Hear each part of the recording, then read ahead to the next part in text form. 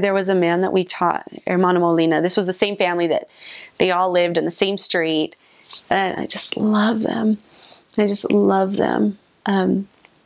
This man, he went from a hard man. He didn't drink anymore, but he drank a lot of tea and coffee. But he was very alcoholic, and he was very abusive to his wife and to his children for years.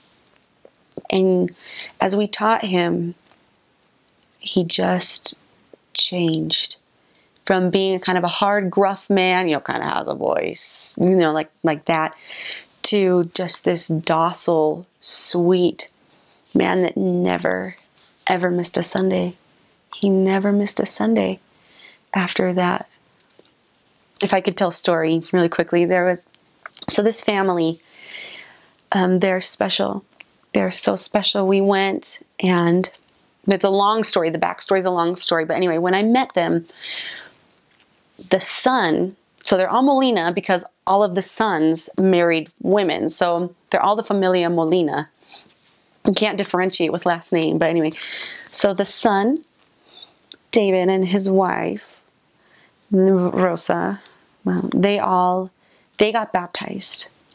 Then the week after they got baptized, they lost literally everything. They lost what little money they had. They lost their jobs. And they took it as a sign that God was punishing them. So this is the son. And so they didn't come to church. And we had passed by so many times trying to get them to come to church, trying to even meet them. Because they would, another thing that they kind of do is they kind of, peek if you're out there, and then they just won't answer. I think that's kind of normal wherever you go. So we couldn't meet them, and we had passed by so many times. So my trainer was transferred out, and my second companion, she came into the area, and I said, listen, we've passed for them for months, and nothing has happened. I think this should just kind of be the last time, and then we'll close the store, and we'll maybe write on their teaching record, come back in a couple months. So we knock on the door, and immediately they came out and answered the door. And they said, please come in. We need to go back to church. And this was probably 7 months after their baptism, and they'd been inactive that entire time. So they said, come in, and we were so surprised. So we walked in, they got us, they gave us juice. They called their whole family around this tiny little table. And some of us were sitting on buckets, on crates and chairs. And they said, our son is starting to get with, and their son is 10. And he said, he's starting to hang out with kids that we don't like. We need to go back to church. So we started teaching them, and then our president introduced something as a mission. He said, try to teach in groups. So teach in a member's home, have them invite people.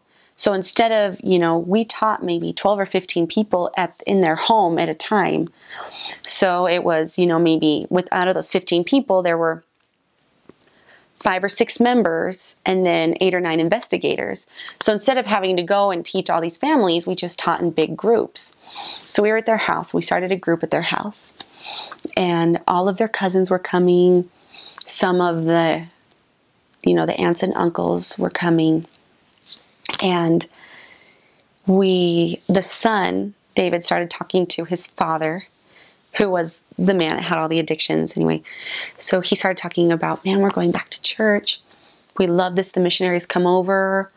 They come over, I can't even remember, maybe it was Monday, Wednesday, Fridays at 7. We came over, and he goes, you should come, Dad. You should come. And the dad eventually started coming. I remember the first time that we had this group, and we all looked up, and the dad was kind of standing like, nonchalant in the doorway, like he had come to play with his little grandson. Like, oh, I just came to play with little Axel, and Axel's 3.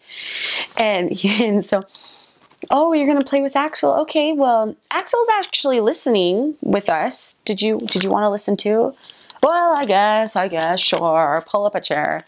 So he came, and which kind of started mending this huge rift in their family, because ever since the time that the son and his wife and son got baptized, their mother, his mother, Hermana Molina, she never set foot in their house. She wouldn't come over. She would let them come to her house, but she wouldn't go to their house. She wouldn't really go to see her grandkids unless they came over. So that caused a huge rift in their family, even though they weren't active. So when they started activating or becoming active again, it was hard again for their family. So anyway, so the dad started coming and listening. Then after a while, we went to their house a couple times, the grandfather's house, and we met his wife, and they're very nice people, but she was an evangelist. Is that the right word, an evangelist? Evangelical? I don't know, anyway. So she was really stalwart in this other religion. So we invited them over. She said she would come, but we knew she wasn't going to. So that night we went to their house. There was a group of 15 people, and we had prayed and we had sung the opening song. And we all at the same moment looked up and looked to the door, and she was standing at the door. And it was as if time froze. We all just sat there and looked at her. And it was kind of in like a scene from a movie where suddenly everyone's like, oh, get a chair. Wait, there's no more chairs. Okay, all the kids off the chairs. You get a bucket. You sit right here. Like, you sit on the chair. There's just this flurry of activity. And she came in and she listened, and she didn't commit to anything. She doesn't know how to read.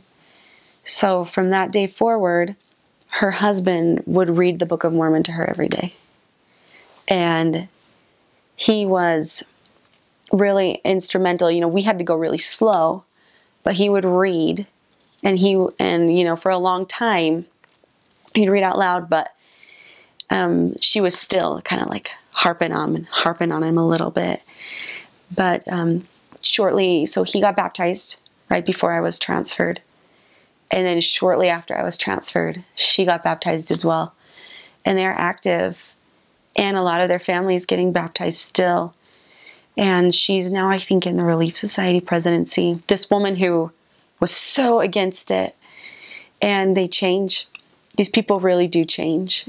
And, you could see, you just felt it in their home. You would walk in their home, and it was different. You could feel the spirit. There was no more tea. There was no more alcohol. There were no more cigarettes. They just dropped them. And when you go as a missionary, you give out a lot of those little pamphlets, like the Restoration, the Plan of Salvation. And a lot of times after these investigators become members, they'll cut those up and stick them on their walls as pictures of Jesus Christ. Because a lot of times, the Catholic religion, they have a lot of beautiful pictures of the Savior, but a lot of the things that they have in their homes are of the Savior on the cross. And so it was really fun to see them replace those with, instead of a picture of the cross, there's a picture of the resurrection. And that was awesome.